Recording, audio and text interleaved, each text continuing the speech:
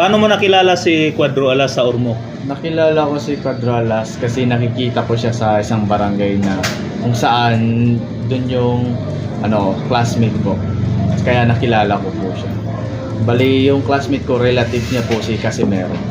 Yung classmate mo, relative si Casimero. Opo. Ikaw naman, Andro. Dito tayo. Opo, kilala ko si Casimero kasi magkabarangay lang kami ni Casimero. Minsan so tagama rin talaga ako.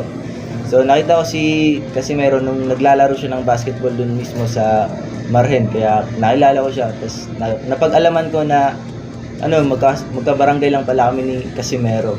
Ngayon, doon ba sa inyong lugar sa Ormoc, maangas din ba si Casimero? Ikaw muna, James, anong masasabi mo? Para sa akin, hindi naman po. Kasi nakakahalubilo naman po siya namin.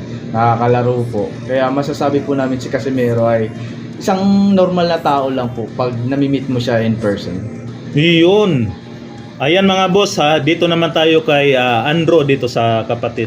Hindi siya maangas talaga. Kung ano yung ugali niya sa social media, magkaiba talaga sa totoong buhay. Kasi si Casimero, masayahin siya. Tapos matulungin din siya sa mga kapwa niya. Totoo yan, totoo yan. Yun lang po. Nakapunta ka na ron sa kanyang gym? Nakapunta ka na ron? Oo, nakasilip lang ako sa gym niya. Doon banda sa parang sa Mahayag yata. Nakapasok ka mismo sa loob?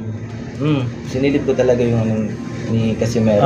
Talagang nakita mo siya ron? Oo, nagtitraining kasama yung kapatid niya. Si Kuya Lods Jason Casimero. Oo, yun. Huling nakita sila doon. Mga ilang buwan na kaya o taon na? Parang isang taon na yata yun.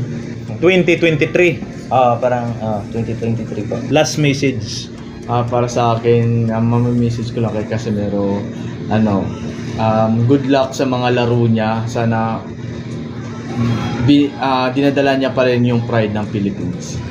O ikaw naman, Andro, ano masasabi mo kay Cuadro Alas Casimero bilang kababayan mo ron? Sa akin naman na ipagpatuloy niya yung pagiging mabait na tao. Tapos yun din, good luck din sa mga susunod niyang laban kasi as a Pilipino po, so supportahan po namin si Casimero sa susunod ng mga laban.